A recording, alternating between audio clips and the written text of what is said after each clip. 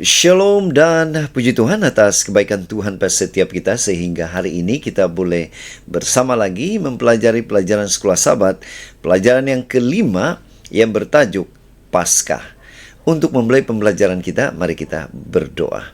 Bapa Surgawi, terima kasih atas kebaikan-Mu karena bersama dengan kami dan menolong kami di dalam mempelajari pelajaran Sekolah Sabat kami pada minggu ini. Di dalam nama Yesus kami berdoa. Amin. Sekali lagi saudara, tajuk Sekolah Sabat kita pada minggu ini ialah Paskah. Untuk mempelajari pelajaran Sekolah Sabat kita pada minggu ini, ada baiknya kita membaca ayat-ayat seperti yang tertera di skrin Anda dan saya. Ayat hafalan terdapat dalam Keluaran 12 ayat 26 dan 27 versi Borneo mengatakan, "Nanti apabila anak-anakmu bertanya kepadamu, apakah arti ibadat ini kepada ayah? Maka kamu harus menjawab, ini korban Paskah bagi Tuhan. Ketika Tuhan mengazabkan warga Mesir, Dia melalui rumah-rumah orang Israel di Mesir dan menyelamatkan rumah-rumah kita. Lalu orang Israel menundukkan kepala dan sujud menyembah." Pendahuluan Sekolah Sabat kita. Wabah ke-10 menimpa setiap keluarga di Mesir yang tidak mengikuti arahan Tuhan. Ia tidak berlaku secara tiba-tiba, tetapi telah diumumkan beberapa hari sebelumnya. Hanya anak domba yang dijatuhi hukuman, hanya dia yang harus mati, hanya darahnya yang menyebabkan malaikat pemusnah melewati. Kenapa? Karena hanya Kristus yang menyelamatkan. Dan ini harus diingati dari generasi ke generasi hingga Dia datang. Ini sebenarnya adalah ujian iman. Tiada siapa perlu mati dalam itu. Semua orang mempunyai peluang untuk menyelamatkan anak sulung mereka. Nah, pada minggu ini saudara, persoalan utama minggu ini ialah bagaimanakah umat Tuhan dapat bersiap sedia menghadapi penghakiman ilahi dan apa peranan ketaatan, darah serta pengajaran iman kepada generasi seterusnya dalam proses penyelamatan itu. Dan untuk menjawab pertanyaan itu saudara, kita akan berbincang membahas topik-topik yang tertera seperti yang tertera di skrin Anda dan saya. Kita masuk di tajuk yang pertama, yaitu satu lagi bala. Nah, Keluaran 11 ayat 1 mengatakan, "Kemudian Tuhan berfirman kepada Musa, Aku akan mendatangkan satu lagi tulah ke atas Firaun dan Mesir. Setelah itu dia akan membiarkan kamu pergi dari sini. Bila dia membiarkanku pergi, dia pasti akan mengusir kamu sama sekali." Nah, selepas 3 hari kegelapan, Firaun menjadi marah terhadap Musa dan melarangnya kembali ke istana. Keluaran 10:28. Tetapi Musa tidak dapat mematuhi perintah ini karena nyawa anak sulung Firaun dalam bahaya. Sebagai tanda kutip Tuhan kepada Firaun, Keluaran 7 ayat 1, Musa perlu memberi amaran tentang apa yang akan berlaku. Amos 3 ayat 7.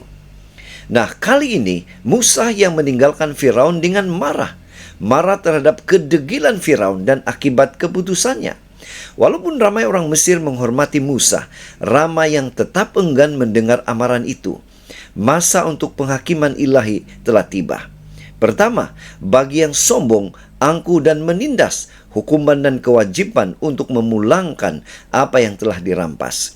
Kedua, bagi yang taat kepada perintah Tuhan, dilepaskan daripada hukuman dan dibebaskan.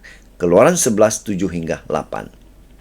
Nah, di skrin kita ada 2 pertanyaan yang kita boleh bahas atau bincang di dalam Sekolah Sabat kita menurut tajuk yang pertama. Dan ada penambahan sedikit, saya memberikan jawaban ringkas kepada pertanyaan yang sudah dipaparkan di skrin, dan semoga jawaban ringkas ini memudahkan kita mempelajari pelajaran Sekolah Sabat kita.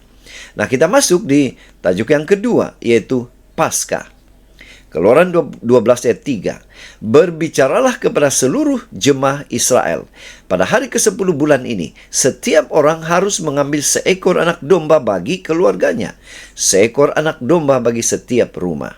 Nah, Tuhan menjelaskan secara terperinci apa yang perlu mereka lakukan supaya malaikat pemusnah akan melewati mereka, yaitu Pesach, yaitu Pesach dan Paskah, dan anak sulung mereka tidak akan mati. Yaitu apa?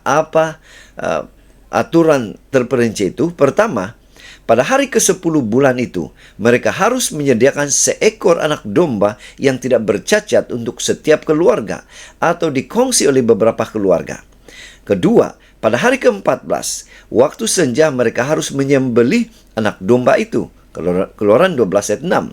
Ketiga, mereka harus mengurapi tiang dan ambang pintu dengan darahnya daripada domba yang disembelih itu. Keluaran 12 ayat 7. Kemudian yang keempat, mereka harus memakan dagingnya yang dibakar sepenuhnya bersama roti tidak beragi dan herba pahit.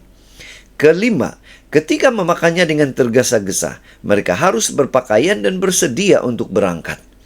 Yang keenam, apabila mereka keluar dari Mesir, mereka harus terus makan roti tidak beragi selama 7 hari. Di sini saudara, Tuhan mempersiapkan umatnya untuk memahami kasih karunia Tuhan dan menyembahnya. Keluaran 12 ayat 27. Dan di skrin kita ada 3 pertanyaan yang kita boleh bahas bincang di dalam kelas-kelas sahabat kita. Dan juga saya siapkan jawaban ringkas kepada pertanyaan-pertanyaan yang sudah dipaparkan sebentar tadi. Kita masuk di tajuk yang ketiga, Pesach. Ya, Keluaran 12 ayat 21. Kemudian Musa memanggil semua tua-tua Israel dan berkata kepada mereka, "Pilih dan ambillah anak domba bagi keluarga kamu dan sembelilah anak domba Paskah."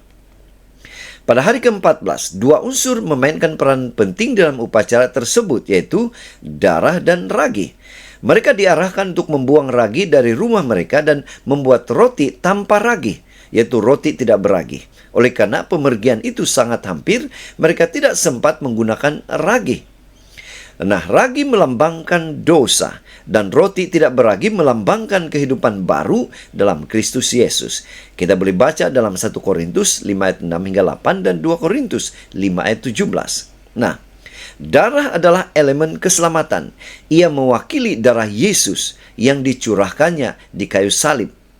Supaya pada hari penghakiman Tuhan akan melewati atau melepaskan hukuman ke atas kita.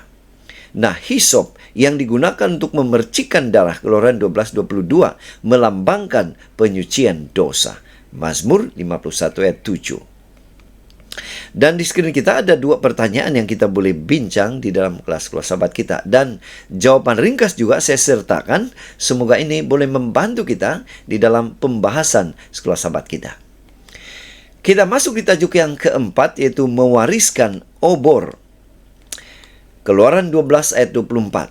Kamu harus memelihara hal ini sebagai suatu ketetapan bagi kamu dan anak-anakmu untuk selama-lamanya. Sebelum Tuhan membawa mereka keluar dari Mesir, Dia telah mengajar keluarga-keluarga Ibrani untuk memelihara sejarah mereka dengan menceritakannya kepada anak-anak mereka setiap tahun. Mulai saat itu, Paskah akan menjadi sambutan keluarga, satu peluang bagi ibu bapa untuk menyampaikan pengetahuan tentang Tuhan kepada anak-anak mereka. Kisah pembebasan harus diceritakan secara terperinci dan dalam bentuk orang pertama. Ulangan 26 ayat 5 hingga 9. Ini membawa pengajaran yang sangat istimewa untuk kita. Kita mesti mewariskan iman kita kepada anak-anak kita. Kita mesti menceritakan kepada mereka tentang apa yang telah Tuhan lakukan, bukan sahaja dalam sejarah, tetapi juga dalam hidup kita sendiri. Kita mesti tunduk dan menyembah bersama mereka. Keluaran 12 ayat 27. Dan di skrin kita sekali lagi ada 2 pertanyaan yang kita boleh bahas di dalam sekolah sahabat kita. Dan saya sertakan juga jawaban ringkas kepada pertanyaan-pertanyaan itu. Kita masuk di tajuk yang kelima, yaitu penghakiman ilahi. Keluaran 12 ayat 29. Dan terjadi pada tengah malam bahwa Tuhan membunuh semua anak sulung di negeri Mesir. Dari anak sulung Firaun yang duduk di takhta hingga anak sulung tawanan dalam penjara. Juga semua anak sulung ternakan. Saudara, Firaun telah mengarahkan pembunuhan semua bayi laki-laki atau lelaki Ibrani tanpa pengecualian. Tetapi Tuhan menetapkan kematian bersyarat hanya ke atas anak sulung. Di setiap rumah yang tidak mempunyai darah anak domba pada tiang pintu, sekurang-kurangnya seorang telah mati. Penghakiman Tuhan telah menimpa sepenuhnya ke atas tuhan-tuhan Mesir, yang mana Firaun menjadi wakil mereka.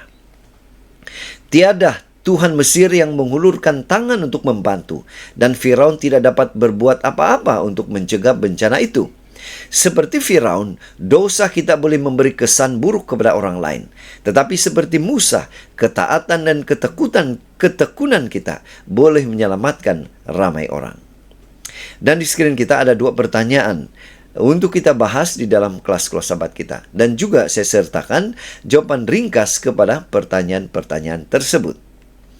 Pena Inspirasi juga menjelaskan, mereka, yaitu orang Israel, diarahkan untuk memisahkan diri mereka dan anak-anak mereka dari orang Mesir dan berkumpul di rumah mereka sendiri. Karena jika ada orang Israel ditemui di rumah orang Mesir, mereka akan dibinasakan oleh malaikat pembinasa. Mereka juga diarahkan untuk merayakan Paskah sebagai satu ketetapan, supaya apabila anak-anak mereka bertanya apakah maksud ibadah itu, mereka akan menceritakan bagaimana Tuhan telah melindungi mereka di Mesir.